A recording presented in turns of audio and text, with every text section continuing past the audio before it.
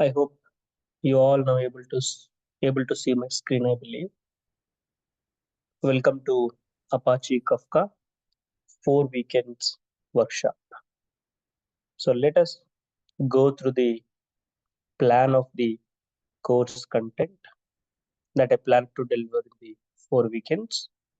And let's start how we can understand Apache Kafka and what it is. So if you can see the content I divided into the two parts, part one and then part two.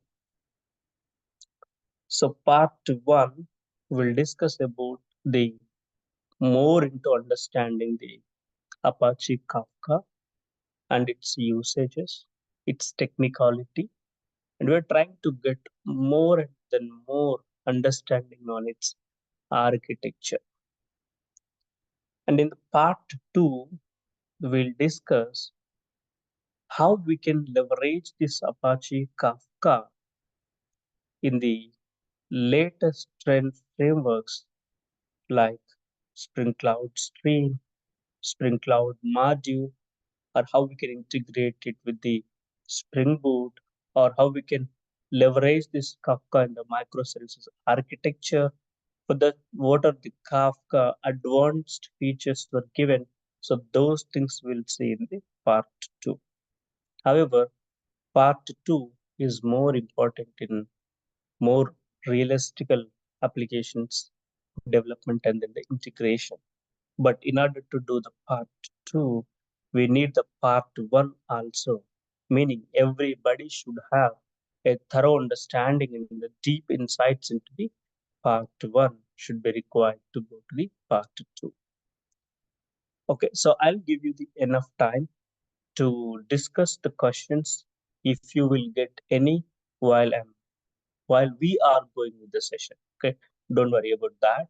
Please be write your questions with you. I'll give the time so that we'll discuss there. Okay, yeah. So let us start with the quickly part one discussion followed by the part two discussion. Part one, Kafka ecosystem. So in the Kafka ecosystem, we will discuss about why the Apache Kafka, a problem and a solution. What is the real-time problem? Why the necessity of going to Apache Kafka came into the market, or why the industries got the necessity to go to use the Apache Kafka, origination of the Apache Kafka, and what is Apache Kafka. So we'll start with why Apache Kafka, origin of Apache Kafka, and what is Apache Kafka. So there is a problem. That problem will be resolved by using this Kafka. So what is the problem? What are the use cases? Those things we'll discuss here. So once we discuss about what is Apache Kafka, why the Apache Kafka, then we see the Apache Kafka architecture in a broader view. So when we see the Apache Kafka architecture in a broader view, then we can see the Apache Kafka architecture in three architectural modes. One is the storage architecture, second one is the cluster architecture, third one is the streaming architecture. So three kinds of architectures we can see. Meaning we can understand the Apache Kafka in three different architectures, right? One is the storage architecture, second one is cluster architecture, third one is the stream architecture. So we'll start understanding the storage architecture. But in order to start understanding the storage architecture, first we should be ready with the setup. So how many ways we can do the Kafka setup? So we can do a single node cluster setup, that means the local installation, and how we can do the single node cluster in the cloud, that is AWS, AWS Cloud Provider is what we're going to use throughout this course. And then multi-node cluster, how we can set it up in the multi-node cluster. I believe these terms may be new to you or these terms may be familiar to you, but don't worry about this. Once we started, you get to know all these things. So we should be ready with the installation to understand further about the three types of architecture of the Kafka. Meaning, to understand the Kafka, we divided it into the three types of the architectures: storage architecture, cluster architecture, and then stream architecture. So, in order to study more about them, we need the Kafka to be installed on our environment. Either maybe in your machines or either maybe in the cloud. So once the Kafka installed, then we'll go and then see its architecture understand. And also we'll see Kafka APIs overview. There is a Kafka core API, connect API, and then the streams API, producer API, consumer API. So what are all these APIs and what they will do? The overview is what we will see here. But about the each and every API, we will use each and every API in understanding further architectures. Here is just an overview. What's the use of the API? Because we're going to understand the Kafka architecture in the three different ways, right? So in what architecture, what kind of APIs we're going to use is what we'll get. For that reason, first we'll see the overview on the Kafka API. Hope you got it now. Hope you all got it now, right? The first is we starts with why Apache Kafka. What is Apache Kafka? Origin of Apache Kafka, origination of Apache Kafka, and then overview of the Apache Kafka APIs, Apache Kafka installation, and Kafka storage architecture. We'll see the cluster architecture, and then we will see the stream architecture. Okay, again, when we discuss about the storage architecture, we have to see the anatomy of the topics. What are these topics actually? Right? What it mean? What its significance? Understanding about these topics is nothing but understanding about the Kafka. That's it in simple words. If you have a very good understanding on what these Apache Kafka topics are doing, that's good enough to understand what is Apache Kafka at whole in the architecture. Right? So we will see the anatomy of the topics understanding. So when we see the anatomy of the topics, there will also see partitions, replications, segments, message offsets, and then indexing. Don't worry, these are all just names for you now. But when we go into the deeper understanding, you will get what are they exactly. Okay. So then once the storage architecture completed, then we came to know the anatomy of the topic. And also here we will understand what are the differences between the other messaging systems versus the streaming platform. I repeat this word. By the end of this Kafka storage architecture, you will understand what is the difference between the messaging systems, other messaging systems versus Kafka streaming, event streaming platform. Right? So I'm talking very specific. I'm talking very technical words. Okay. So, but you will understand all these things going forward. Okay. So once the storage architecture is completed, then we will see the cluster architecture. So this is how we will try to see in the realistical manner. Kafka cluster architecture, zookeeper, and then brokers. So here we're gonna learn one more called raft actually, meaning Kafka. Without zookeeper also we can set up the Kafka cluster architecture using the craft, meaning Kafka raft. So that we discuss when we gonna do the setup and all. That's from the Apache Kafka 3.8 onwards. We can, meaning they were disregarded this zookeeper. In place of it, they have given the K or A raft actually. Apache Kafka raft. We'll discuss about that.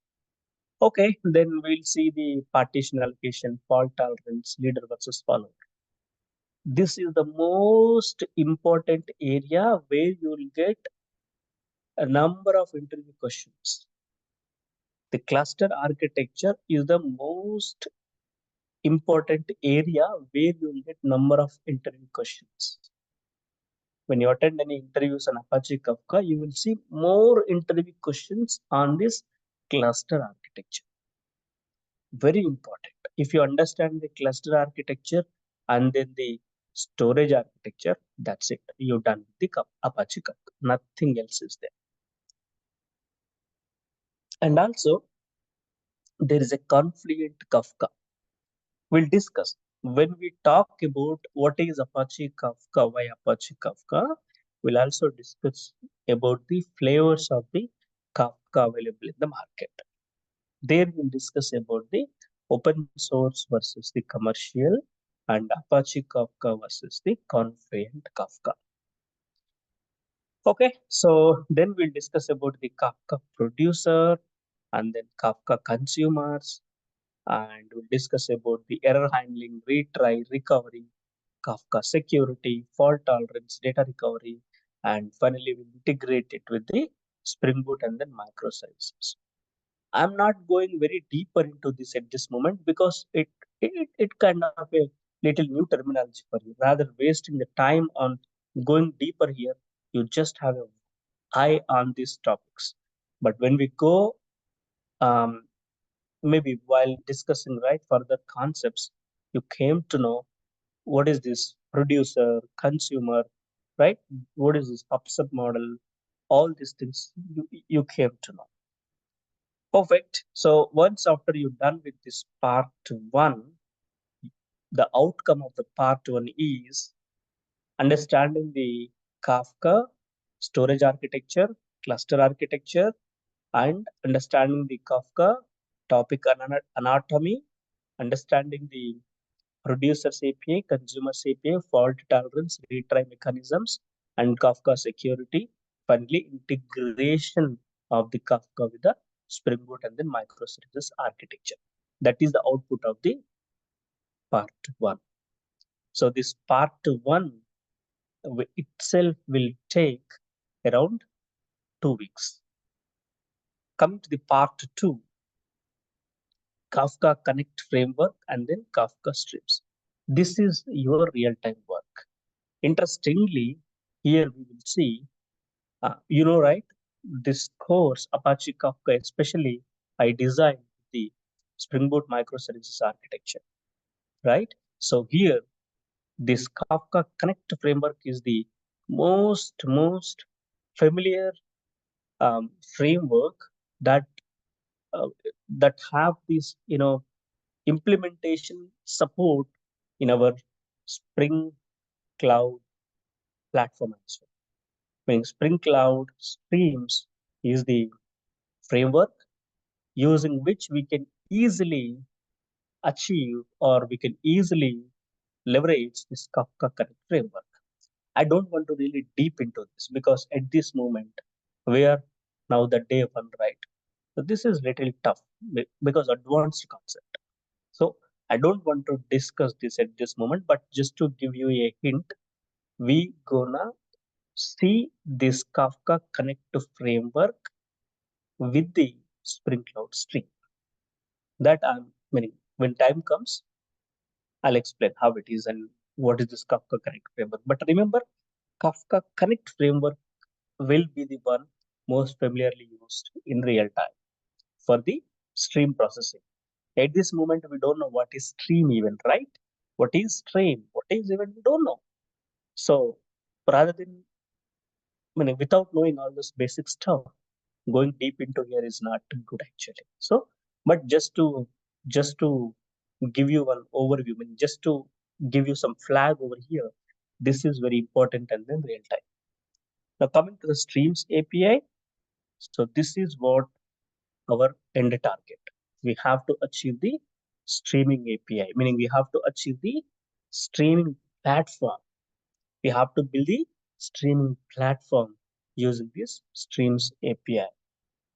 For that, we will use the Streams API, and then we will use the Kafka Connect framework, and we will use the Kafka architecture understanding. Everything, the part one will come to utilize or use to understand this understanding building the Kafka event streaming platform. So this is overall what we're gonna do. Finally, our end goal is this one. Finally, our end goal is to build something like this. So we'll discuss about the use cases, what we're gonna do, what we're gonna achieve and all. But finally, what we want to do is we want to build an event streaming platform where it will continuously push the recommendations or the updates to the um, microservices landscape system, where the microservices can continuously take the data, act upon the data in their databases. So this architecture, and then further what we're going to implement all, we'll discuss. Okay, but this is just a thought what we're going to build finally. Okay, I know a lot of you guys are asking the questions, or trying to ping in me, right? So I will answer all your question. Okay,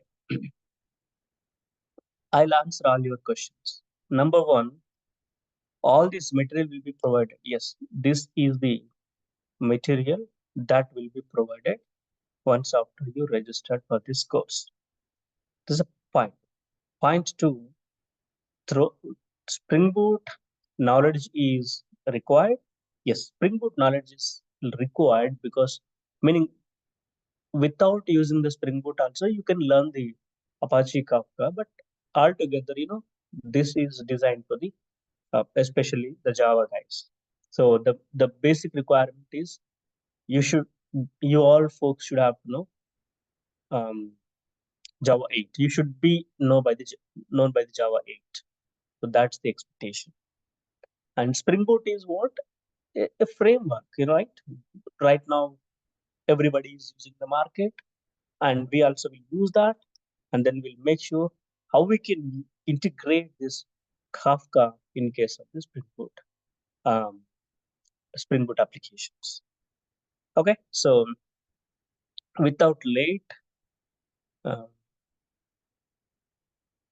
obviously, right? So one more thing, actually, I want to just give you the confidence. Everything, whatever I discuss, that will be the 100% aligned with your real time. It's your real time. It's your real time. Okay. Whatever we'll discuss, whatever we'll see here, the same kind of implementations you will see in your real time. We'll discuss because the use cases, what kind of use cases we're going to achieve is what we'll discuss. Great. So obviously, right? So when we say Spring Cloud Stream, obviously we'll see the Kafka binder or whatever will come as part of the Spring Cloud Stream, uh, you know, part of the architecture. We'll see them. Recordings will be available, and about the validity of the recordings, just check with the team. You can ask the questions to the team, about the validity. Uh, this is the 4 weekends workshop, right? So 4 weekend sessions, right? So maybe I'll get an answer to this question by tomorrow, or maybe you also ask the our team. I don't have the question for this. I don't have the answer for this question actually. How long this recordings will be valid for you? So I'll get the answer. Okay, so without late, let's go and start. This is for development or admin or both. I mean to say this is for both actually, because the part one is more into understanding of the Kafka. How we will administrate the Kafka is what we dealt in the part one. But we also have to see the practical implementations of it, right? So that's how we're gonna use it in real time, or we're gonna use its integration in real time in part 2. So it's for both.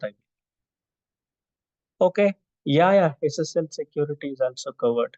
This course helpful for DevOps. This course will be helpful for anyone. But what I'm trying to say is the integrations and then the implementations I will use the Spring Boot. But the overall idea or the concept how Kafka works in real time, if you are into to know about it, yes, this is the perfect course for all of you. Perfect. Now, yes. Um, okay. Most of the questions, whatever I'm answering, right? I think if I could answer all of your questions one after the other, maybe your questions will continuously come on my face. I may not continue with the concept what I'm gonna cover, right? So let me first go and then start the concept. I know you are asking, most of you folks are asking only one question. Is it covers the real time? Yes. Only one single answer. Yes, it will covers the real. That's the answer. Okay. Yes, it is regarding the data stream. Okay. So what is the difference between Kafka with other middleware tools like EMS, MQ, etc.? That's what we're gonna discuss, right? That's what we're gonna see in the uh, you know further understanding of the Kafka and all. Kafka with Spark is covered. No. Kafka with Spark is not covered. So for your understanding, see this. So here Kafka, and from the Kafka, here is what the Spark, Spring Cloud Stream, and then Spring Cloud Data Flow or other frameworks will come here. So here in this architecture, we're gonna use here Spring Cloud Stream. Now, okay, whatever the Spark and all you guys are asking, right? That will come here, but Spark we don't use, right? So Spark is also the efficient streaming framework, but we don't use it here. Rather, we will use a Spring Cloud stream here. Okay, I believe I answered. Um, yeah, I can keep it from 9 to 12, but it is late for me. 7:30 a.m. for you in the sense it is 10 p.m. for me. If it is 9 a.m. for you, it will be 12:30. I believe 11:30 or 12:30 p.m. for me. It's too late night for me. That's the reason I just put it at 7:30 a.m. Okay. However, recordings will be available, right? So yeah, great guys. Okay, I hope I answered all the primitive or the initial questions. Just be bear with me and then just help me to start the nice discussion around understanding why Apache Kafka. I know you may have a number of questions in your mind. I'll take those questions at the end of the session. Okay, I'm going now to start why Apache Kafka. Don't worry, all these materials will be given to you, and all these materials I prepared by referring uh, around 3 books I referred to prepare this material. And honestly speaking, the diagrams, some diagrams are were drawn by me, but most of the diagrams I borrowed from the books what I referred. So that's the reason you can see the same diagrams also in the internet somewhere. But don't be in an impression like I just copied the entire stuff from there to here. No, I just refer the 2 to 3 books and then prepared this material. Okay, let's go ahead. Why Apache Kafka? Everybody, right? So around 47 members now attending this session, and maybe other people will also follow the recordings. Everybody have only one question. Why Apache Kafka? What is the use of it basically, right? So why Apache Kafka?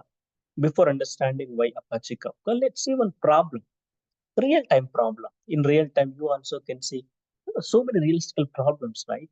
Whenever you went to a shopping mall, or whenever you went to a grocery store, or whenever you book a you know, cab services, whenever you book a flight ticket, wherever you go, you might have seen little glitches or the problems, right? So let us first understand why Apache Kafka. So the problem statement. Let's consider a typical retail system requirement. Like, we can say a Reliance store or maybe a Walmart or maybe in India, if you can see the DMarts, right? So if you can consider the retail system requirement, there are many point of sale systems in the store where we're going to do and then bill our items what we purchased, right? So there were many POS systems, point of sale systems in our store. So let's say if we take the Walmart in the same location, let's say in a single city, we may have 10 to 15 Walmart superstores, or 10 to at least not 10 to 15, but at least 5 to 6 superstores, or maybe 2 to 3 neighbor stores, right? So we may have the many stores in a single city. That's the point. So if you consider a retail system requirement, and if we can see any retail system, we may see a many POSs in the point of sales in that store. So if you have a multi-store business, right, if such demands were many in a single city, or if the demands are many in a state, in a country, right? So they are spread across the stores. If you have a multi-store business, the POS systems spread across the stores. Let's say, if you can say I'm just saying for an example, Walmart, let's say DMart, assume. So DMart Kukatpalli have the 10 POS systems. DMart um, Amirpet may have 20 POS systems. DMart Miapur may have 10 POS systems, right? Likewise, there were many POS systems across the store if we consider it as a multi-store business. So, and also, sometimes we can also order something through the DMart online app, right? So if we are accepting the online orders, then our invoice events are also coming from our online web stores, right? So that means the invoices can generate from the POS systems in the stores, and the invoices can be generated through the online app, right? So the invoices can be generated either the POS systems or at the app, but the invoices will be generated continuously, right? For every minute, for every second, at least for every minute, a couple of invoices will be generated. Guys, so many members are asking the questions. I know whoever are asking the questions, you are very enthused, right? Appreciate it. But allow me some time. Okay? Let me first focus on the content, what I'm trying to plan, right? Uh, I hope my voice is clear for all of you. Can anyone please confirm? Is my voice is clear for all of you? Can anyone please confirm? Yeah, obviously. I'm right now at the high internet available, thing. So yeah, so just focus on what I'm trying to discuss. Your questions are, I respect your questions. I answer all your questions, but allow me sometimes, please, kindly. Okay. So what we're discussing, the point is what? Either it is the point of sale machine or either it is the online order, the invoices will be generated continuously. That is the underlying point. Now, hence there are multiple sources for the same type of event. Event in the sense here what? Our invoice, right? I'll I'll I'll purchase 100 items. You'll purchase 10 items. Someone purchase 5 items. Someone purchase one item. Someone 2 items. Someone 3 items. Every purchase order have the invoice. right? Every purchase order have the invoice. Consider that invoice, that paper. Once you pay, you will get that paper out, right? Where you can see all your items and then the individual bill, right? So that consider it as the invoice. So that invoice just consider it as an event for a sake. So there are multiple sources for the same type of event. Similarly, there is no single destination for the invoice. I mean, if you go to Reliance store, if you purchase a refrigerator or maybe any electronic item, if you purchase, did anyone observe you will get 3 to 4 invoices? One is they'll give it for you.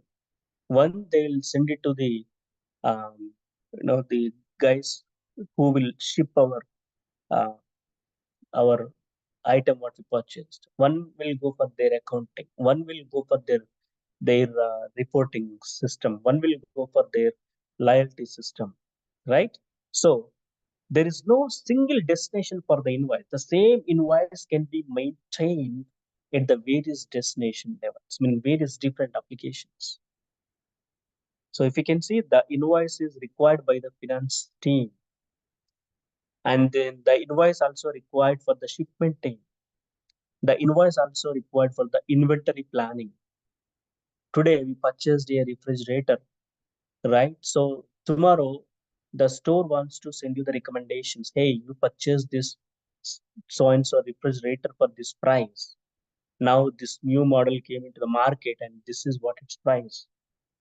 Some kind of recommendations, or based on the purchases you keep on doing in their store, they would like to give you some loyalty points, right? You can utilize them in your further purchases, right? So what I mean to say, based on everything is based on the one event what you had done, that is you purchased a refrigerator. Based on the event what you have done, that event invoice spread across the different systems. Then the different systems started providing their recommendations, or the different systems started providing or started using your invoice, right? So if you can see this, we can understand like this. The invoice is required by the, see, these are all the POS machines, right? So each and every POS machine will generate one invoice, and that invoice required for the data lake purpose to maintain the invoices in the databases, and for the analytics purpose, and for the inventory, for the loyalty, for the shipment, and for the finance team. Similarly, this is POS machine 2, generated invoice 2, that also required for the all of these departments. Likewise, hundreds of stores we have, thousands of POS machines we have, lakhs of events generated per minute. These lakhs of events should have to be mapped to the these 5 or 6 departments, right? Without any data loss. You got the use case in a broader view, right? So now carefully understand this one. Hence, there are multiple sources for the same type of event. Similarly, there is no single destination for the invoice, right?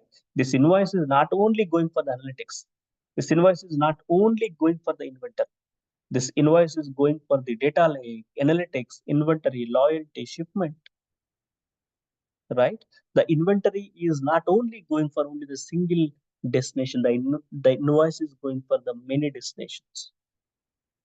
So the invoice is required by the finance team, shipment team, inventory planning, loyalty services, analytics, long-term storage, and many more.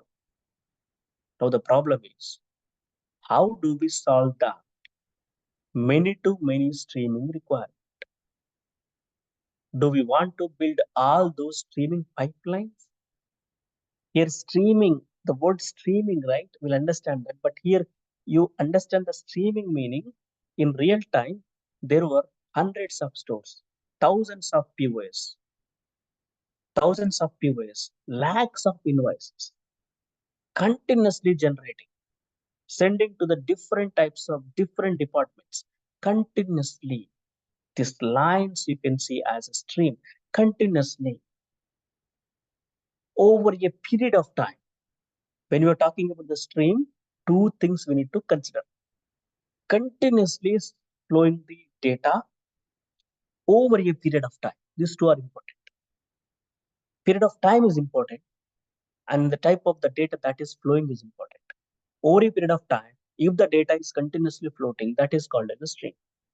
So, in order to address this, is first of all, this is architecture is the safest one, right? Assume there's one problem in this architecture or in the diagram, whatever I'm showing. What is that is, let's say this POS machine is sending the invoice to analytics, inventory, loyalty, but some problem occurred while it is sending to the shipment, right? And some problem occurred while it is sending to the finance. Similarly, when this second POS is also generated the POS, second POS also generated the invoice, and then second POS system is also got some errors while sending the invoice to the inventory or analytics. Then do you see some data loss? Obviously, right? You can see some data loss here. How do we ensure that the same invoice again will be come back to the inventory? Replay or retry. How do we ensure that this POS system of this POS system, POS machine sending the invoice to analytics but got some error? How we will ensure that this message or the invoice again will go back to analytics, right? Do you see? If there will be no system of retry here, there will be a data loss. Why? Why? Because the POS systems are directly sending the data to the analytics inventory, meaning the different departments. This is one-to-one, one-to-many.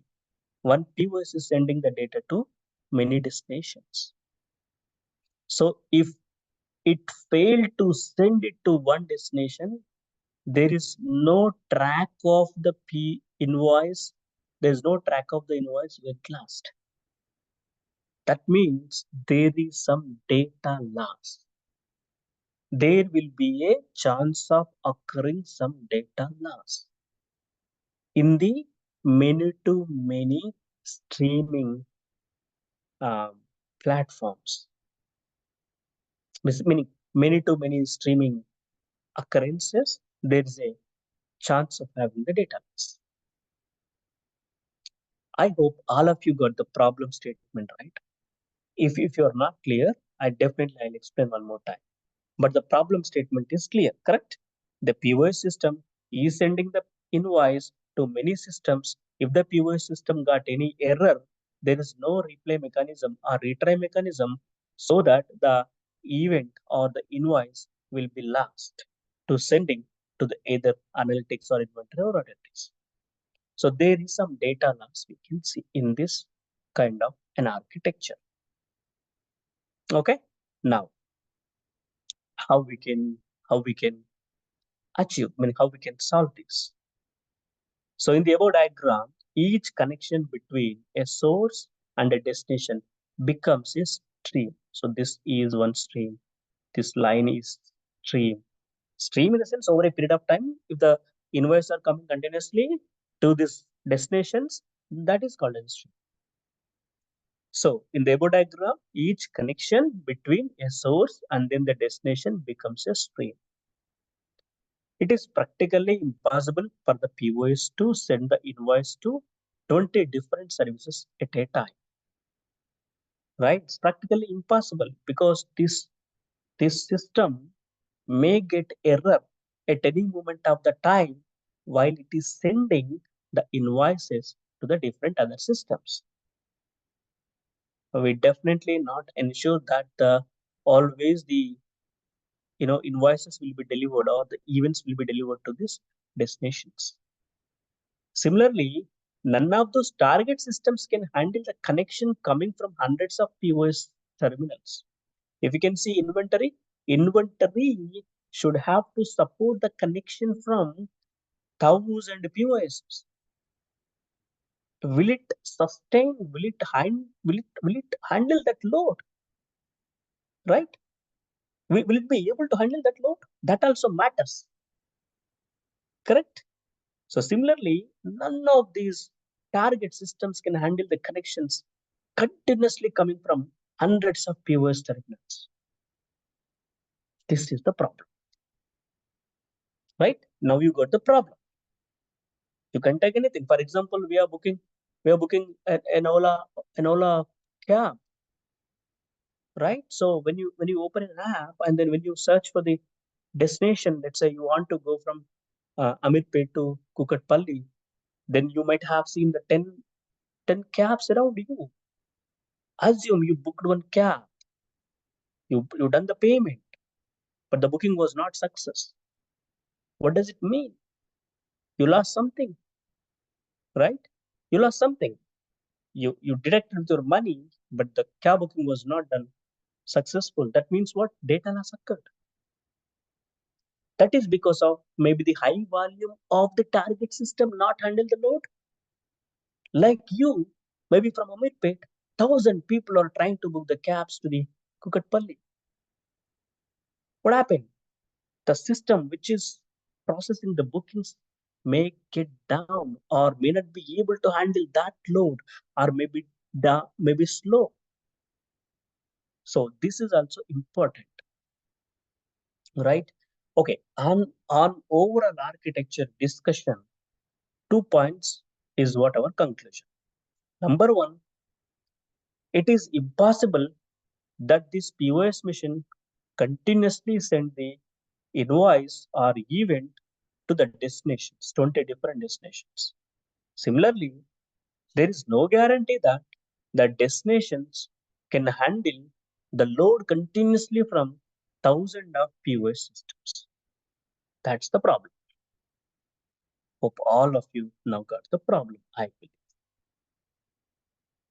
POS means point of sale machines. When you go to any demand, you see the big computers, right?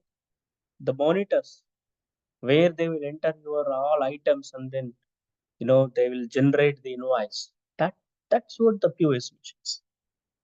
Okay, point of sale machines. Okay, someone is asking, are you gonna cover zookeeper?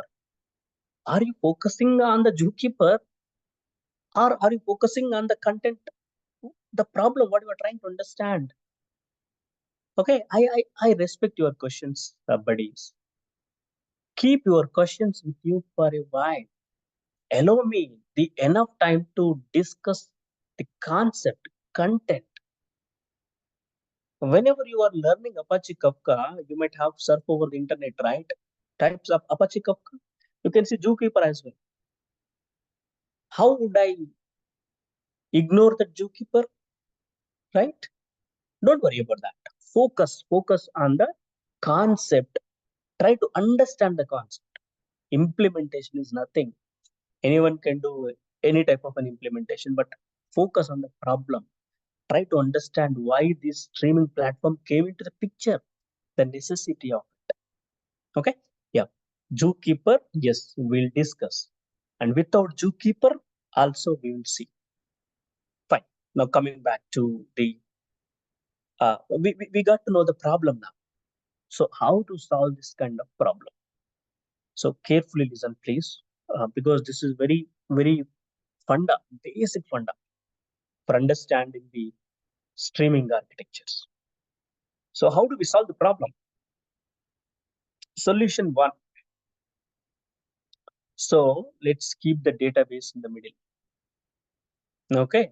Now what will happen? What will happen is all these POS systems will send their invoices to the database. And all the different departments or different applications will get those events from this database. Now, how the problem solved?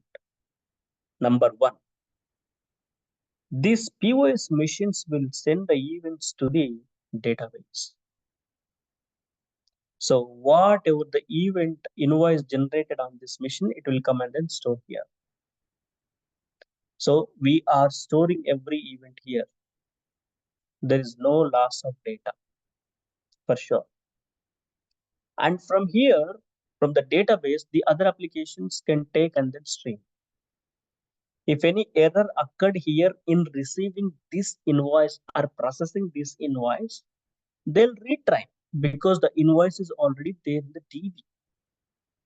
The invoice generated by the POS machine is nothing but an event here. Consider that invoice was already securely stored in the database. So if any failures occurred at this analytics service while processing this data, no problem. They'll retry because the event was already there in the DB. They can get that and then retry one more time. Problem solved. Correct? Problem solved actually. Whatever the problem we discussed, that's solved. Let's see. The above diagram shows possible solution for the given problem by using the database. We can place a database in between these POS machines and also the different applications. Let's say the POS machines are producing the invoices, right? Generating the invoices, right? These are called as the producers. Everybody know, right? What are these POS machines? You might have been to any kind of store like DMart, or you might have went to the Reliance store, or you might went to any grocery store. Finally, at the billing station, you will see this billing systems. That's nothing but the POS, point of sale machine. Okay, what I mean to say is now this POS is generating the invoices, right? We can call it as the producer of the invoices. And these applications are taking the invoice which is produced by this POS, right? So these applications are now taking that invoices. So let us consider these as the consumers. Now see, we can place a database in between the producers and then the consumers. And we simplified now many-to-many relation. How we simplified? Many POS system to one database to many applications. Now the central point is here the database, which will stores the data to avoid the data losses in between the producer and the consumer. That is the beauty of this architecture by introducing the database. So that what happens? There is no direct interaction between this producer and this consumer. As there is no direct interaction, and as this producer is not directly delivering the events to these applications, there is no data loss because the events are storing in the middleware. That's the database, right? So putting a database simplifies it to a many to one from the perspective of event producers. That means what? From the event producer side, it solved one problem. What is that? The events are going to store all the hundred thousands of POS machines are going to store the events or the invoices into a single store, that is database. So it is many POS systems to one database. Why they are doing like that? Why they are doing like that? Because to ensure that the events are generating by them should be somewhere, should be persisted somewhere to avoid the data losses. So problem solved from the producer. Now coming to the consumer point of view, how the earlier what is the problem? The consumer, when consuming the event, if any error occurred, the consumer, if the consumer try the retry, then there is no chance of having the event for the consumer. But now here, if you just look at it as single producer, it is simply one-to-one relation to each producer. Similarly, similarly, it is one to many if you look at it from the event consumer side. One database, many consumers. However, when we look at it an individual consumer, one consumer is consuming from the database. It's one to one, right? Now, from the consumer point of view, one problem solved. What is that? The consumer can retry, replay, parsing, or processing the events that were stored in the database. Earlier, the retry mechanism is here, but when they retry, there is no event here, right? There is no event because the PO is already delivered. When the PO is delivered the event, inventory didn't parse them. And again, when inventory trying to reparse it, there is no event. That's the problem earlier. But now, when the inventory is trying to reparse it, yes, it can reparse because the event is up in the database. Right? Now the problem solved. Good. The problem solved. Then why? Why can't we use the databases? Why this Apache Kafka came into the picture? Right? Now, let us see the challenges with the database. Hey, give me a moment. Let me plug in my charger. Just give me.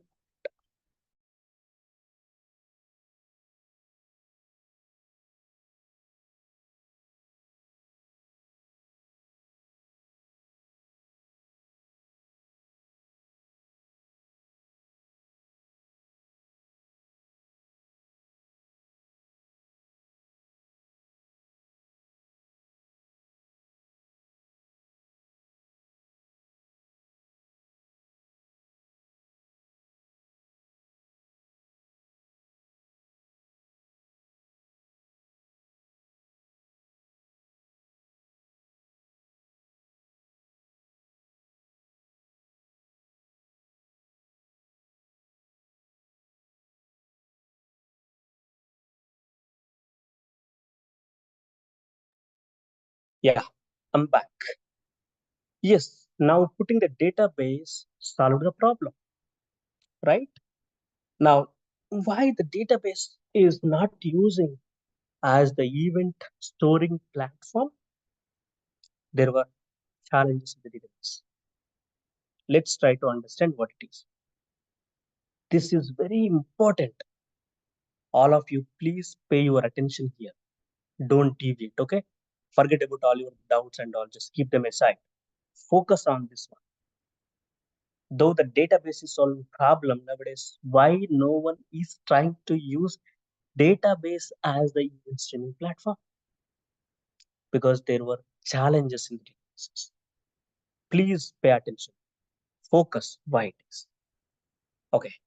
Using database table to design a streaming of events could be a tricky solution because a database table does not naturally represent a stream of events. Forget about this statement. Database table does not naturally represent a stream of events. Forget about that statement for a while.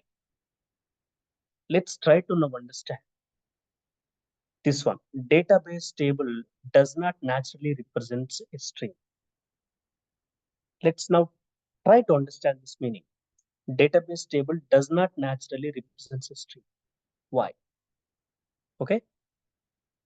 A typical database system records every insert and update transaction into a log file. Do you know that? Let me show you. Let's say I have my MySQL DB. Let's say the program files MySQL. Okay.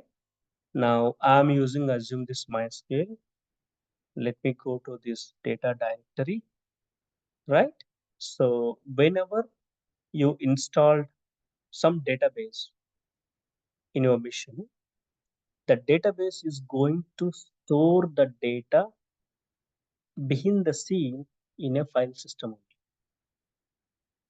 So you may see the data in the tables. For example, let me go and then connect to the database from the um, MySQL client.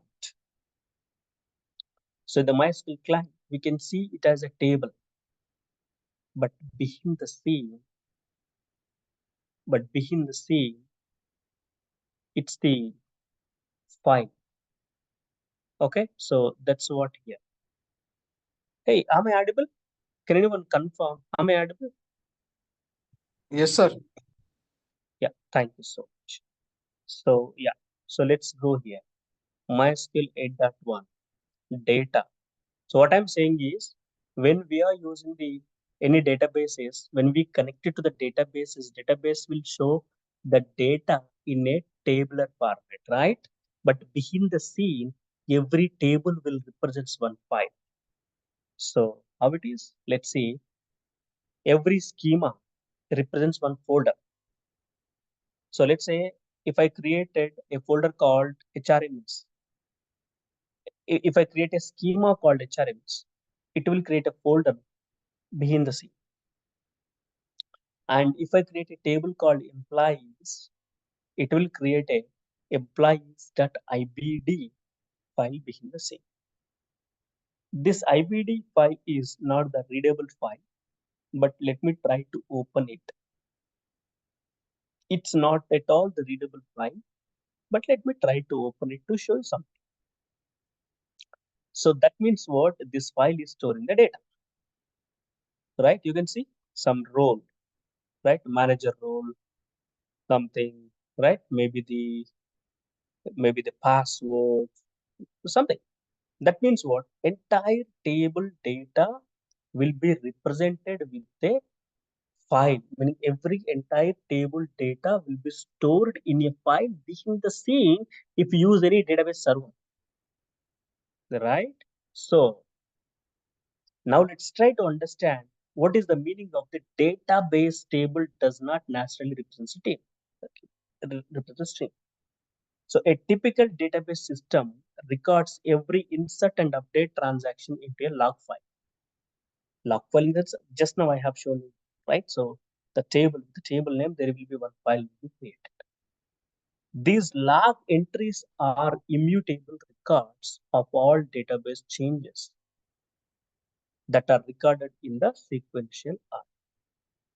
What does it mean? Let's see with an example. So let's say log view of database. Let's say we have this insert invoice. You can see, all of you can see, right? Invoice number, customer ID, 9 something, and then this is the invoice number DAMB 5908.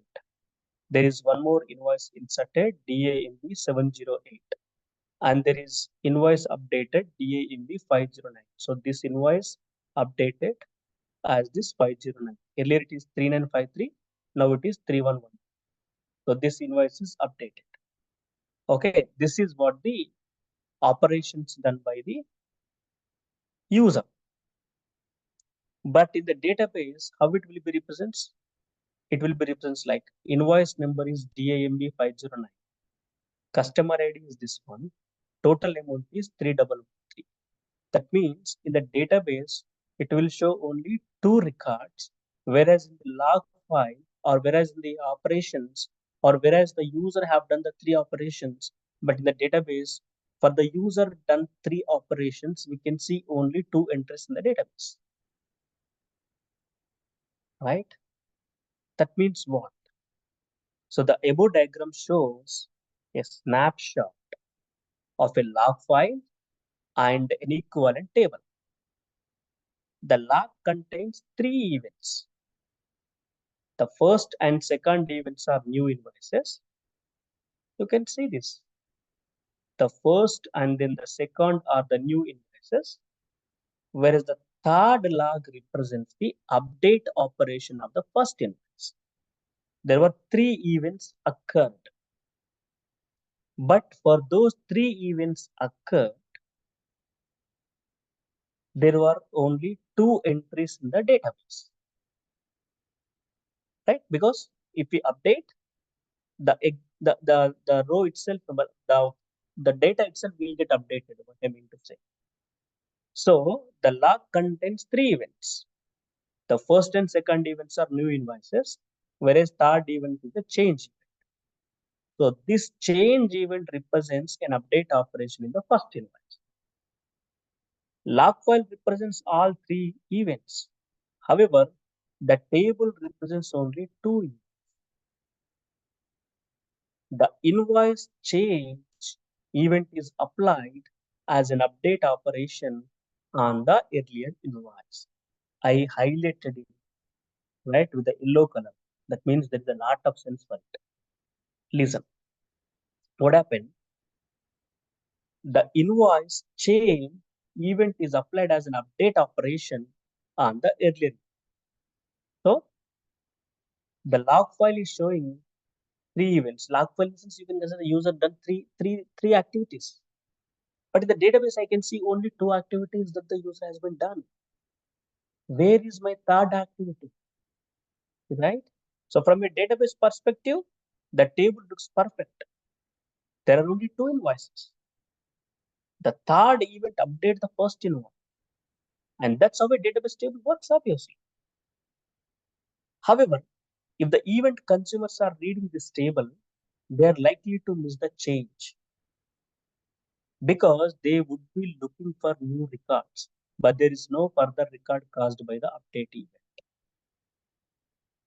Right now, if you can see carefully, consumers, the applications like the loyalty programming, and then the analytics one, and then the shipment department, when they are reading this data, they will be able to read only two events, whereas the producers, the POS missions are produced three events.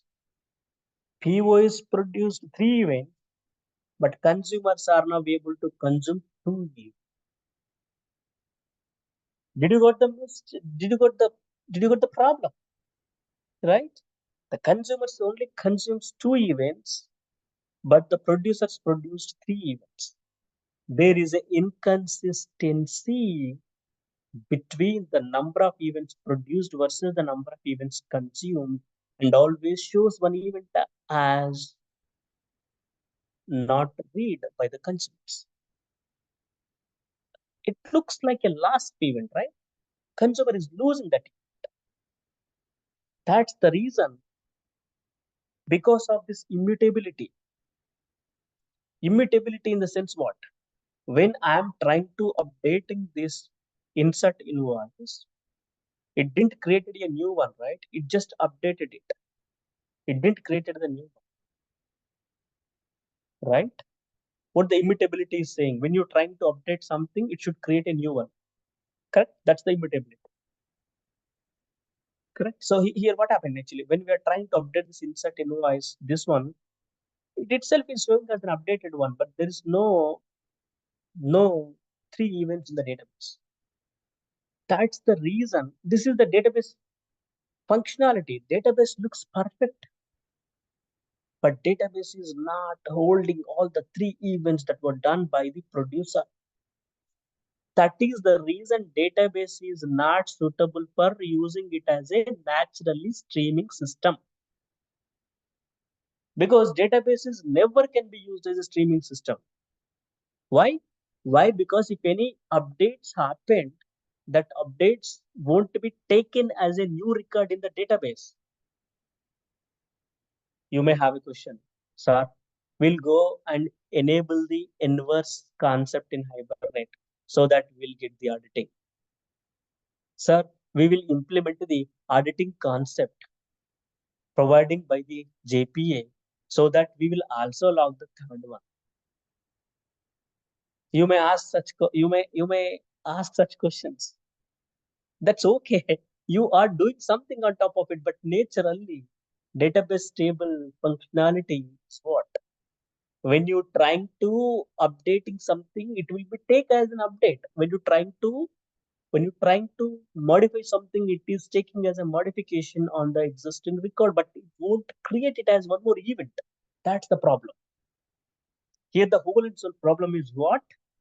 The database can't be used as a streaming platform as it never keeps or as it never keeps the producer provide events as it is.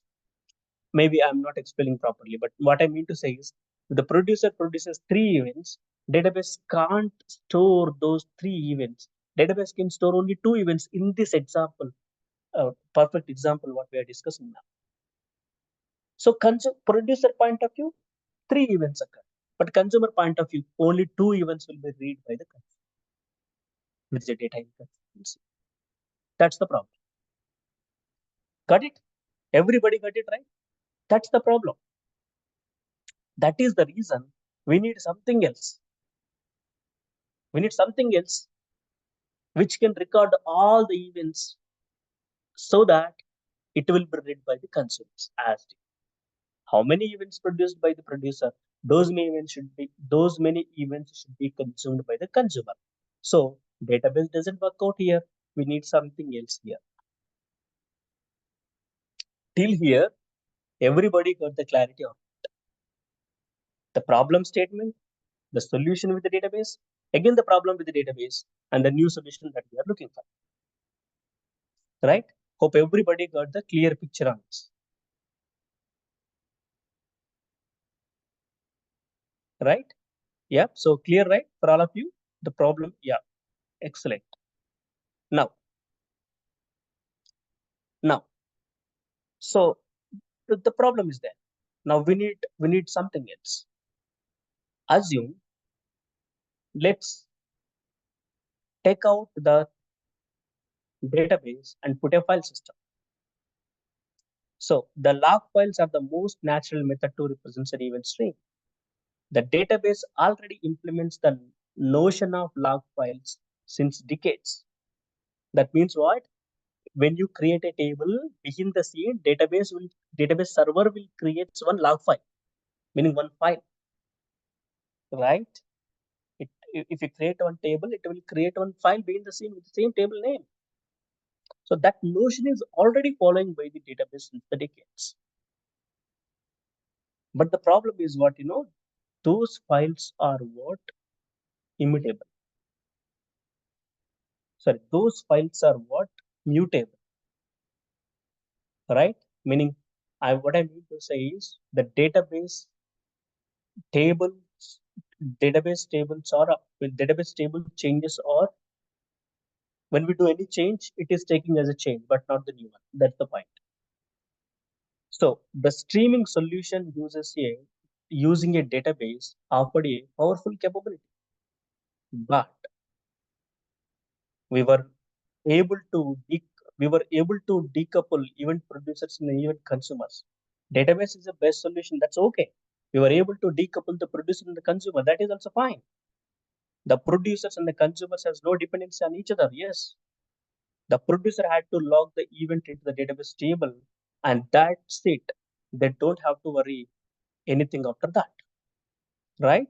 Because the producer is just put into the database. The consumer can connect to the database and then reads from the database tables. Everything is good, but the only problem is the solution appears to be an excellent option, except one fundamental problem. Instead of tables, we wanted to log to avoid missing track of updates. We wanted immutable log of events instead of mutable tables. That's what we want. The solution is awesome, but the only problem is what? Database table is mutable. That means when we trying to modify anything, it don't create the new one. Rather, it just modify the existing one. That's the problem. So modify is one event. In create is one event. Modify is one event. But create and then but the modify and then create for both two events, we can see only single record in the database table. That's the problem because the database table is mutable. Now, if we replace the database with the file system, which is immutable, that means when we are trying to updating the record one, It don't get updated, rather it will create a new one, third record. That's what we exactly wanted, right? Done. The problem solved. In place of database, if you put something else, which is just an immutable, right? How many events are produced by the producer? If those many events are also given by the that alternate solution to the database, that's it. Problem solved. That's what they are, you know, we are now entering into the log file as a medium between the producer and the consumer. That log file is act as a immutable log file. So I believe you will understand this with this one. Just bear with me for a few more moments. We are able to finish this discussion. Just give me a few more minutes. Then after, I'll attend all your questions. Okay. Enter the Apache Kafka. Apache Kafka takes the same idea of representing the event streams using immutable log entries. Now here, what we thought, what we identified, the solution for the database is if we keep the immutable log file or immutable file in the place of the database in the architecture, the problem will be solved. So the same thought, the same idea, the Apache Kafka also was implemented with the immutable log entries. So if we take the earlier solution and replace the database system with Apache Kafka, we should get a new system as represented below. This is our new system now with the Apache Kafka. Awesome. In the place of the database, now we have the Apache Kafka. In the place of the mutable log files, now Apache Kafka is generating and then maintaining a immutable log file. Let's say producer 1 created an event. Producer 2 created an event.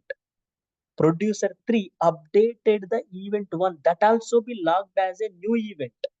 So 3 events occurred.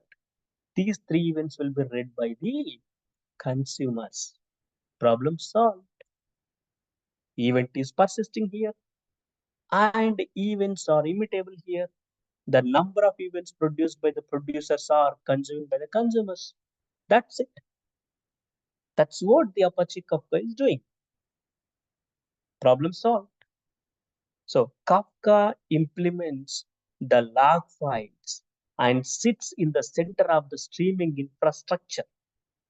The producer sends the events to the Kafka.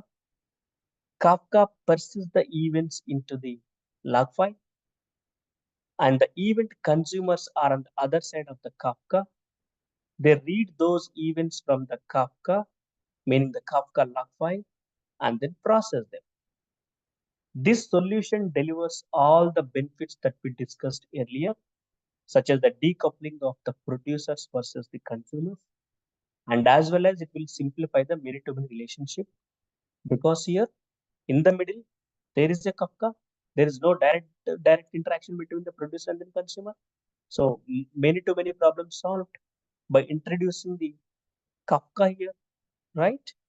And also it solved the problem of mutability, right? Because Apache Kafka is providing the immutable log file. If you're trying to updating this one, it will be created as a new entry in the log file.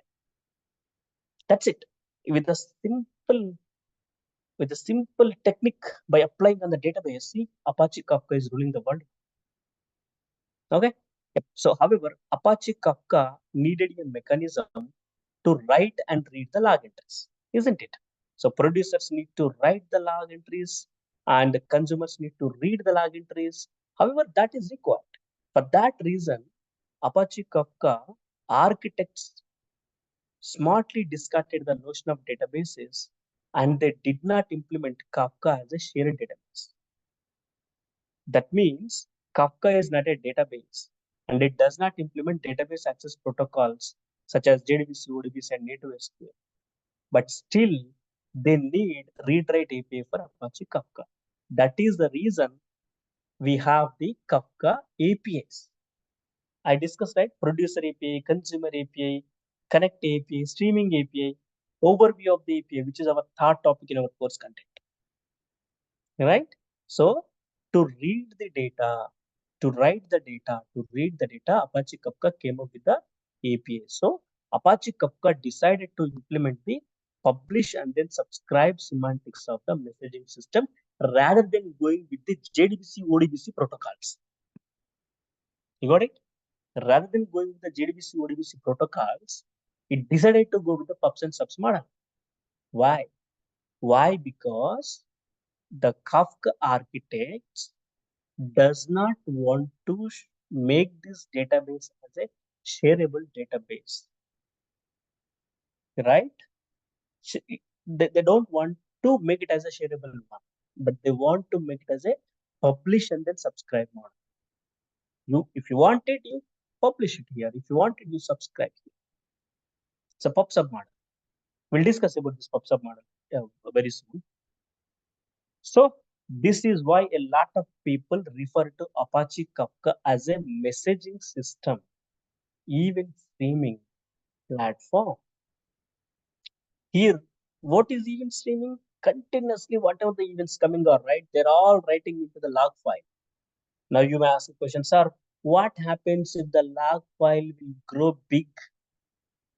That can be happen in real time. But to solve that, there is a partitions of the log files concept is there. That's what the anatomy of the topics we're going to discuss, right, in our Kafka storage architecture, right?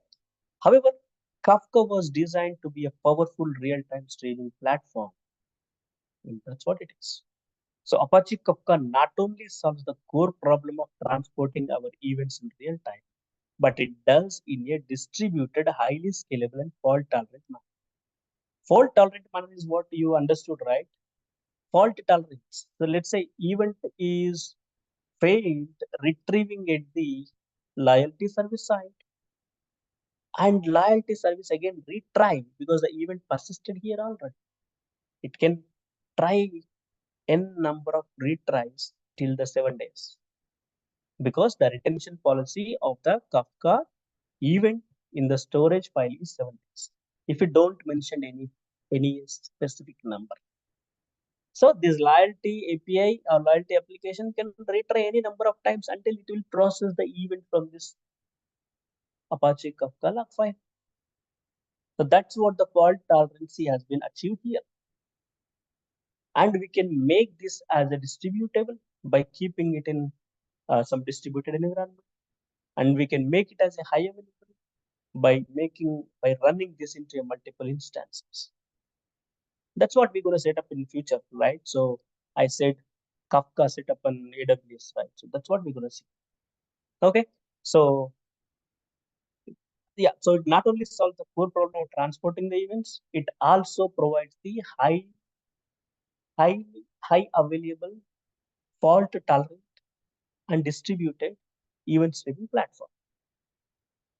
That's it in a short about why Apache Kafka. Hope all of you got the clear understanding on why Apache Kafka now. Got it? Now let's go to QA hour, question answer hour. So many questions thrown on my face. Let me possibly. Someone asked, sir, what about Kafka testing? Kafka testing in the sense what? We can write a test cases and then test it, right? There is no separate Kafka testing framework I seen at least. But we can write the test cases and then we can test. Yeah. So during failure events, how can I consumer find the right one, correct event message? Excellent. That is the good question. During the event, let's say here I tried with an event, right? Event will have the event ID, timestamp, right? Event will have the event ID, timestamp. With the same event ID, with the same timestamp, we can go and then retrieve because the Apache Kafka have the APIs provided to retrieve the events by using the event ID and then epoch timestamp, right? So let's say event ID 123 failed here. I can return the same event ID 123. How we will return from the database, right? Right? Select the star from something where ID is equal to 1. Let's say this API failed to read it. Again, you will find the same query. Same here. Like how we have the JDBC programming, we have similarly Apache Kafka is given the APIs. So we'll give the event ID, we'll retrieve it as many number of times as we want till we process it. Right? I mean, makes sense, right? Okay. Do we require prior programming knowledge? Obviously, minimum Java is required. Minimum Java is required. What's the difference between publish and then subscription in terms of Apache Kafka?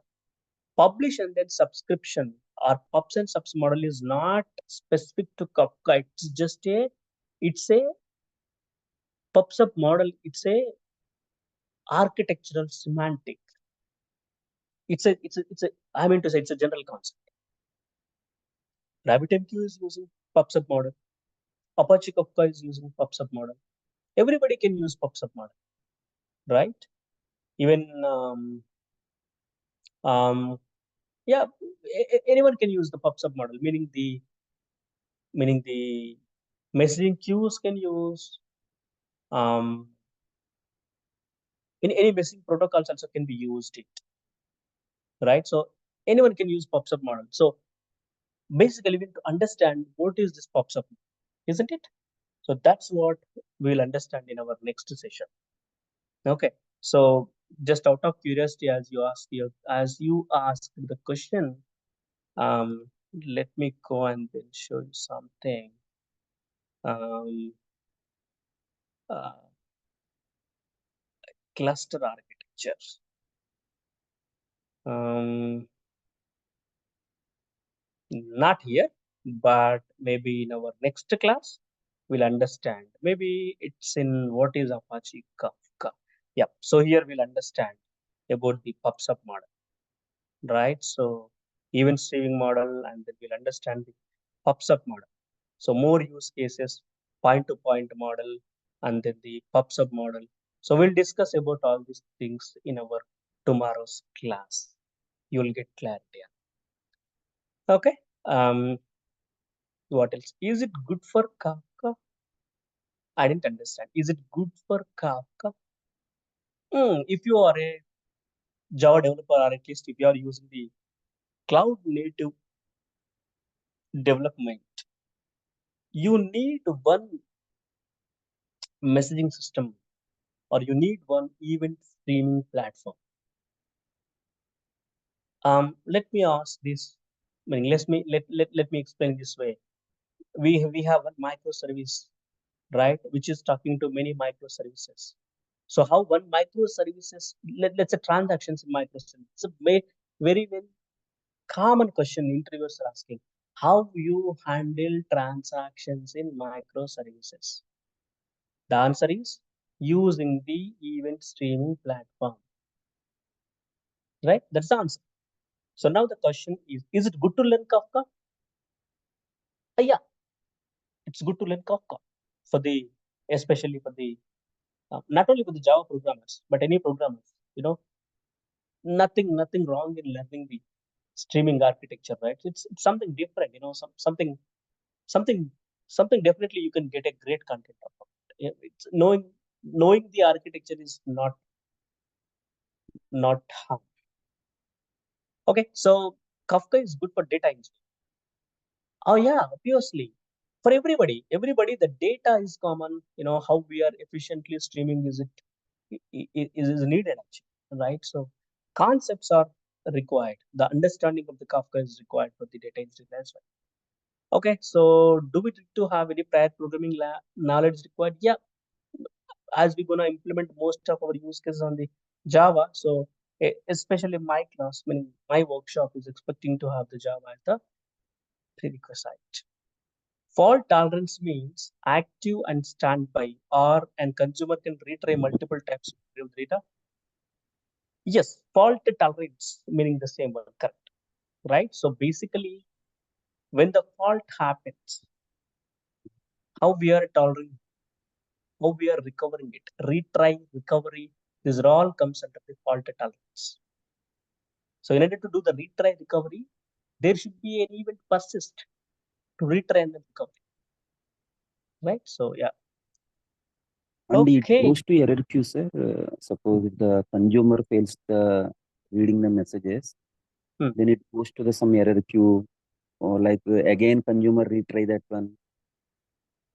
From the That is a messaging system you're saying. So that is called as the dead letter queue. So Ah, yes, sir. mostly in terms, yeah, in terms of the when we deal about the when we deal with the messaging queues, we'll use Hmm. this dead letter queue concept, DLQ concept. But in Suppose if Apache the Kafka, yes, sir, yes, sir. If the message is also correct, but after receiving the message, it performs some DB operation or something, there it fails. Then again, correct. consumer will consume the message from the broker, sir. Hmm, Obviously, they can go and consume because the message was there. I mean, the event is still available in the event store, right? As long as it will be available, it can consume. That is a fault tolerance, sir. That comes under like a fault tolerance. Obviously, right? We are retry. Some fault Mm. happened. We are Mm. retry. We are recovering. Okay, Correct? sir. Those scenarios covering, sir, you are going to cover Obviously, you can see the course content. There's a deadline separate queue and retrying and all these things. Yes, sir. Yes, sir. deadline queues or not deadline DL queues or the messaging queue concepts. We're not Mm. discussing queues. We're discussing the event streaming platforms. There's a Mm. difference between this. So here we don't need to have the DL queues, but we can have similarly we can put all this into a fault tolerance topic. Here we only deal with the topics basically. Okay, sir. Okay, Okay. okay. Yeah. Mm.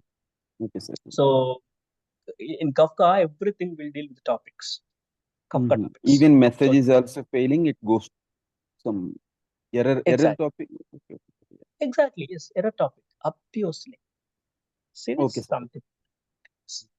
something like this. A producer is producing this one, so if Mm. something happen, we can move it to some other topic. So everything will be managed by the topics.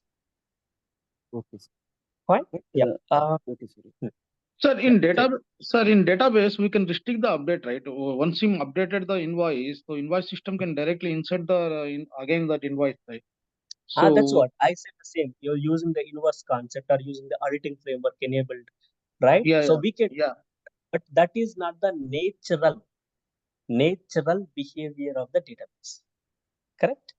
Is it comes by default to the database system? No.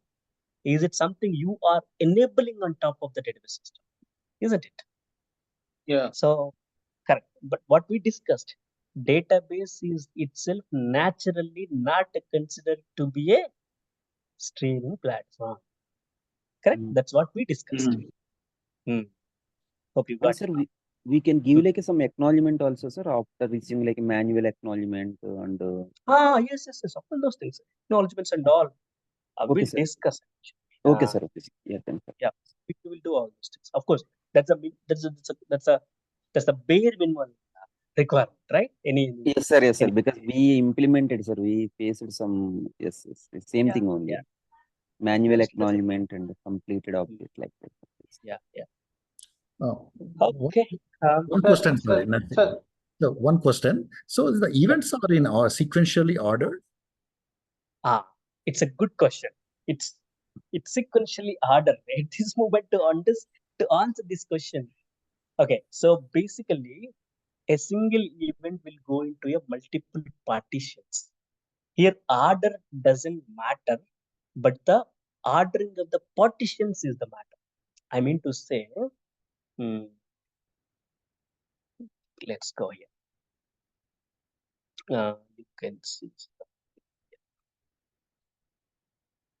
uh, yeah, you can see here. One moment. Meaning, I'll explain that. That's a very beautiful question. I'll answer that. But before answering that, I want to show something called the partition.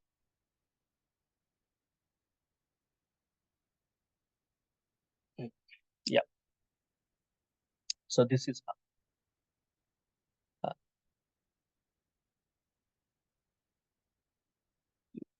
Yeah. So this is how. So ordered list of available brokers. So there is a concept. So again, for your question, there is no ordering of the invoices, but an invoice can go to multiple partitions. That partitions are ordered. That partitions, okay, simple in a simple terminology. Every event produced by the producer will go into a multiple blocks. Block 1, block 2, block 3. While retrieving by the consumer, that maybe came from block 1, maybe came from block 3, or maybe came from block 1. Right? That depends on the algorithm that the Kafka is following. It's not really I think it's a round robin. So based on the round robin one, the messages are ordered in the partitions. You got the clarity, right? Message is not ordered, but message is ordered with the partitions. Partitions are ordered. So we'll gonna learn about this concept. This is a beautiful concept, basically. Yeah. Partitions. Thank you, dear coach. Yeah. Okay. Sir, one question. Sir, suppose at our consumer service side, we are using database in order to store the data. Okay. Now, sir, suppose at a time, database can handle 500 transactions. But while we are sending stream of data, continuously sending the data, then at our consumer side, then how we can handle so many transactions at our database side? If I don't mind, I'll reiterate your question for my understanding purpose. You are saying consumer side we are using a database, and the database is handling the 500 transactions at a time. And now, what is the question? Meaning your voice is little not clear. That's what I'm asking. Yes. Suppose, sir, at our consumer service side, we are using database in order to store the records. Yes. Okay. So now, while we are sending stream of data, continuously sending the data. Okay. So how database which we have configured at our consumer service side can handle transactions, so many transactions. So. Oh, okay. Okay. Simple thing is what databases should be configured in an high available with a replication. High available with a replication. Let's say not only single instance, there should be more than one instance with a replication. So that means, let's say, when there is a high availability, there will be a load balancing, right? So what will happen now? Let's say 500 transactions or 1000 transactions, whatever it is. Now this will be distributed across all the instances, and all the instances were replicated. That means what? Synced together. Let's say user created a third instance, that also will be available in instance 2, instance 1. Let's say 500 requests at a time coming, or 500 transactions are coming. Those will be distributed across the 3 or 4 instances of it. So each database will be handled with a minimum load now with the high performance. Am I answered your question? Okay, so got it. And that's mean at our database side, we need to implement load balancer, also multiple instances. Exactly. We need to configure. Yes, high availability with the replication. That is the concept. High availability with the replication. When we say high availability, definitely load balancer concept will come. That is what these cloud databases are using. Let's say if we go and then rent one MySQL database from the AWS, right? Begin the scene, what those guys will do. If we ask them for multiple instances, they will do the same concept. They'll put all the instances in a replication mode, and they'll give us load balancer. That load balancer will handle the load. Okay. So, yep. No problem. Try. Yeah. That's the same type of event it streams only. It will be processed, no? Actually. Same type of event streamed process. Event, same type of events. You mean to say like in DMart, if it's a POS, it will be generate the invoices. Yes, yes. Oh, okay. I got your point. I got your point. So, okay. The, okay. So let's say one event can be a invoice. Another event can be a personal object. Another event can be a credit card information. Another event can be some other loyalty points information. Event can be anything, right? Event can be anything, but event can be an object in this case. That's what we are using the JSON format here. So for that, we have the schema defined in Apache Kafka. And those schema generators or the schema definitions we will use to make the events are in the same format. But event can be any, and producer can produce any type of event. Consumer can consume any type of event. And the events are the textual ISO underscore some, sorry, UTF_8 format of data. Got it right? Am I answering your question? Yeah, got it. One last question, Narsi. Yeah. Like I'm a DevOps engineer. Like how it's helpful? Like helpful means like as you said, like installation Kafka on the single cluster and multi cluster. This will helpful for me actually. Obviously. And one more thing, Hmm. being a DevOps engineer, let's say we have the microservices control plane. I mean to say, we have the microservices architecture. In the basically the streaming platform mostly used, or anywhere we can use, but mostly the people are using compulsory in the microservices architecture. Now the point is, when microservices you are deploying the entire microservices, when you are planning to deploy them using the CI/CD through, we have to make sure this Apache Kafka is also made as a high available for all other instances, meaning all the microservices instances. I mean to say, yes. So installation of the Kafka is one part, and second part is what if you have the knowledge on Kafka, you can also debug if something went wrong over the system. Sometimes what happens, in a big team, we don't know who blames whom. Somebody will say, hey, it's the DevOps problem. Someone will say, hey, it's the UI problem. Someone will say, it's my problem, it's your problem, right? So if we know the concept, and we are the guys who are handling the management of this Kafka administration, you can define, hey, the problem is this one. The problem is occurring. This is a log. The log is saying this one. You got my point? That's how you can define yourself, where you can use or how you can use that Apache Kafka in the DevOps platform. Am I making sense? Yeah, got it. Yep. Perfect. Yep. I don't have any knowledge about Java. I can't do this course, right? Anand Kumar. You can do this course. Meaning, honestly speaking, your question is, if you don't know Java, don't I do this course? Meaning, I don't have the answer, because most of the implementations we'll do with Java here. If not Java, you can use whatever the programming language you know, because all the things will play with the APIs and the SDKs, right? But I strongly not suggest this course if you don't have the Java. Okay. Yeah. But Okay. concept is same, but implementation in the different languages.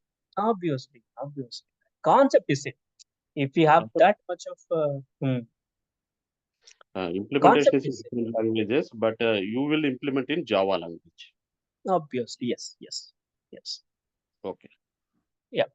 Okay. There were a lot of questions asked by so many people. I believe I answered all of them. Sir, Sir, after I just last, have one question, sir. yeah. I joined late. Sir, what will be the prerequisite of this course, and how will you cover any project also, Yes. small project or some POC? Yeah. Not a POC. Of course, it's a POC, proof of concepts only, because what we're doing or the proof of concepts. I mean to say this is already the proved concept. We don't do any proof of concepts here. Rather, what we'll do is, we'll do a kind of small project implementation. You can consider like that. So this is what our overall stuff we're going to do. So there is one microservice which will push the data to a different stream of systems. What will happen if they don't receive the message, how they do the fault tolerance, and how the message is stored in this topic. Everything we'll discuss, and then we'll implement this architecture. And second one is video streaming also we can implement, but the problem is what, video streaming, I can take one video and then I can stream the data to the destination, meaning other side. But I believe live streaming I can't demonstrate, because the live streaming of the video requires the video recording and all the libraries are required. So that's the critical use case I'm not skipping. Sorry, that's a critical use case I'm skipping for now. But we'll go with the data streaming part. Okay. Yes, we're gonna do a simple project, a small project with all the use cases demonstrated. And Sir, sir, is there any pre-knowledge of Kafka is required, or you will start from ground zero? It is from the zero actually. If you guys have already the Kafka, that's well and good. But it is from ground, very basic, very very beginner. I'm assuming you don't know the Kafka. That is what my expectation. Okay. Okay. sir, I have one Yeah. question, sir. Actually, hello, sir. I have one question, sir. With the Right. producer sending like a multiple messages, sir, one by one messages. Of Correct. how the consumer order will be maintained, sir. Consumer will read like a first message, second message. The order should be maintained. No? How it is maintaining, sir, between the consumer and producer? This So broker actually. correct. So basically, Mm. okay. So basically, ordering the producer produced messages will be put into the partitions, Okay, and sir. from the partitions, the consumers will consume. So as the Mm. consumers are connecting to the topic, particular topic, if you can see here, see this product composite service, you can say, will push the product related data into product topics, recommendations data into recommendations topic, and reviews data into reviews topic.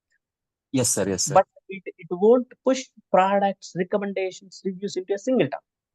Yes, Now, sir. what happens? Consumer side, consumer can connect to this topic and then get all the messages which are pushing into this topic by the producer. Here, Okay, sir. while consuming, it can consume all the messages, and also it can consume the messages with the event ID which it has been already stored in the database. Let's say database have one product, let's say product 123. Now the product composite service is sending a product update. Product 123 price rate is $100. In the database, product 123 price is now $50. Now these updates will push it to the topic. Now this product service will do what? Whatever the products available in the database, it will retrieve all and get the product ID, go to topic, read all the products who are matching with the product ID, go and then update the data. Yes, sir. Makes sense, right? So here what happened? The consumer will go either with the event ID. The consumer will go with the event ID along with the timestamp, or the consumer will go with a simple topic name to retrieve all the events from the three options we have. Yes, sir. But generally, consumer will directly consume the message, sir, asynchronously whenever the message comes into the partition. Correct. Automatically it reads, sir. Suppose if the 10 messages are means order, how the order is maintaining, sir? Because if without database, I mean to say. No, there is no order, right? That's what. There is no order. There is no order for the messages, but the ordering of the partitions will be maintained in the Kafka. Messages won't get ordered, whereas the Okay, sir. consumer will receive the message, the partitions in an order, basically. Not in an order, basically partition 3, partition 2, partition based on round robin fashion or based on some algorithm. So the messages will be retrieved from the partitions into the consumer, but the messages are not ordered. It's Okay, sir. typical. Consumer reading the messages not in the order, but when it is interacting with the database based on the event ID, it will update or something. Okay, sir. Okay. Obviously, because for this consumer there is no clue, correct? What data Yes, is yes. coming from? Obviously, yes. Okay, sir. Yep. Okay, that's all. I answered all the questions. So why this case specific to MongoDB and MySQL? Can we expect other DB like PostgreSQL? Or everything is same, right? Not only see there are two things, Mukesh. RDBMS, relational database versus non-relational database. Now I explained the problem with the relational database. That could be a MySQL, that could be a Postgres, that could be a Oracle, right? But with the non-relational database, in place of Kafka, we can use the non-relational database like MongoDB.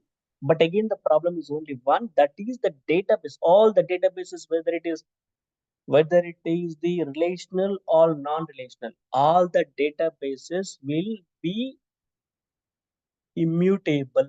That means what? If you want to update a row, if you want to update a record of the MongoDB, it will update it, but it not create the new one.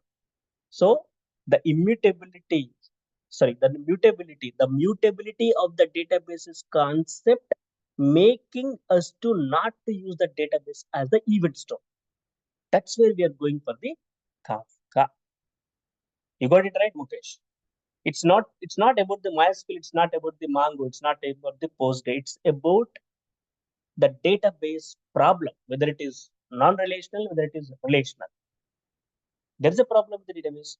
Going for the alternative to that problem, which implemented on top of the database concept. Yep. Okay. I believe you enjoyed the session. That's all from my side for today. Yeah, thanks, Samrat. Yeah, I'm back after a long time. So thank you so much. Yep. Okay, so that's all. Session started at 9, right? No, for now session started at 7:30 a.m. IST. Anyone have any more questions to discuss? Any doubts? Any more questions you want to share? Yeah, hello sir. I joined late. Yeah, go ahead, please. Should we learn implementation of Kafka using Python or any other language? Java. We will use Java, not Python. Okay, not Python. Okay. Yeah, we'll use Java. And So I know like Java very long back, like my college days. But can I learn Java and get it, or like is it it's very difficult for me? Like how? What do you think, sir? you know any programming language like Python? Yeah, I know Python. That's good enough. It's not about the implementation program, what we programming language, what we are using. It's about the concept actually. This concept you can learn and then implement using any of the programming.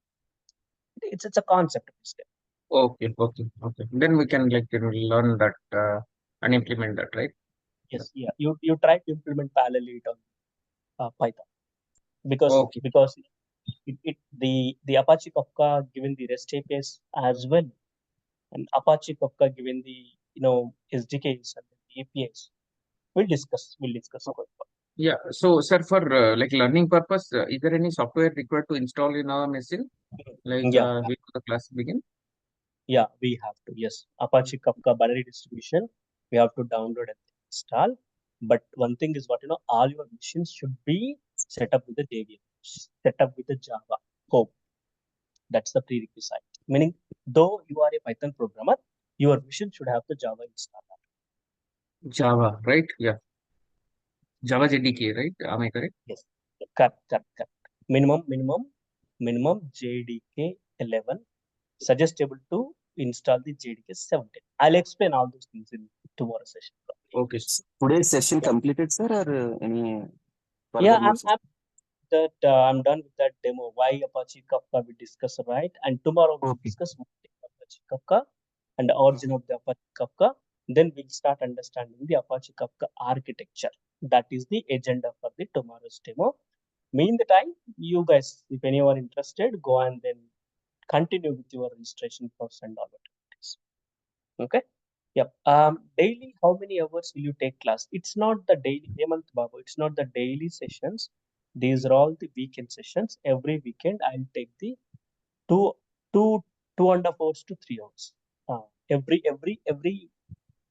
I mean to say, every Saturday and then Sunday. Saturday, 2 to 3 hours. Sunday, 2 to 3 hours. Likewise, we'll continue for the 4 weekends. Okay. And Koteshwar Rao B, how consumer knows the event is published in the topic, sir?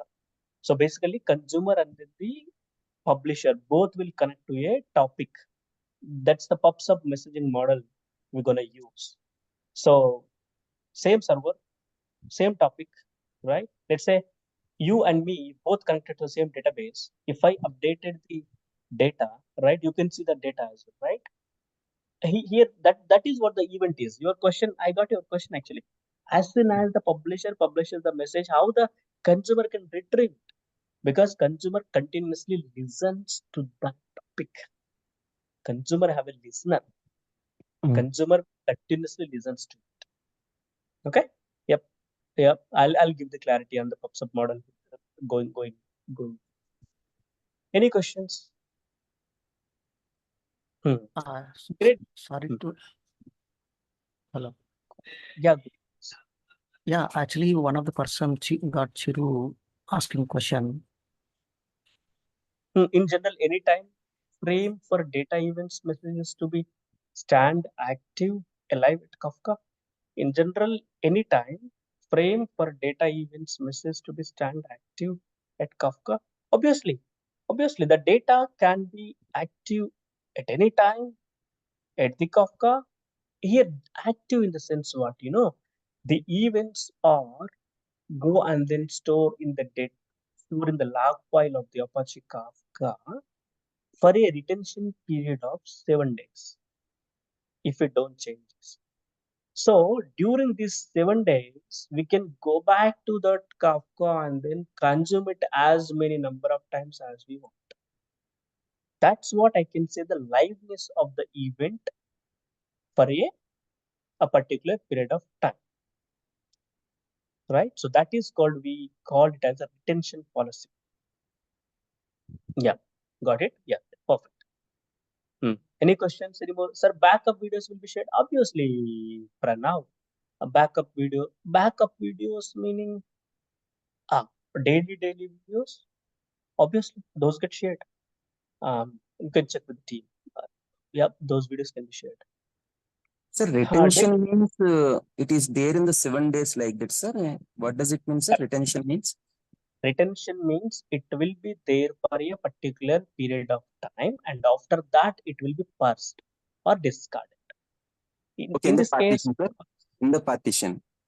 not in the partition. In the Apache Kafka log file we have discussed, right? In that log file, meaning in the event store, the events will be stored for 7 days. Okay. Partitions never store the data. Partitions will just take the data and then process it. We'll Okay, sir. discuss Okay. partitions, but the data will be stored in the event store. That is the Kafka message log. Okay. Okay, event store, sir. Okay. Yeah. Can you cover to Kafka Confluent in this course? Confluent Kafka is the commercial one, but if I'm not wrong, 15 to 30 days, I believe the trial version they have given.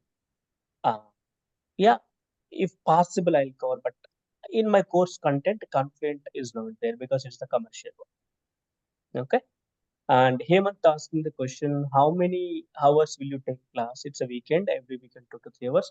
In weekends, all topics will be covered. Yes, all topics will be covered. Yes, I covered in the last week, last batch. Okay, would you mind sharing the syllabus? Oh, yeah, definitely. This syllabus will be shared for all of you. If possible, let me right away share the course content. That means the syllabus. Give me a moment.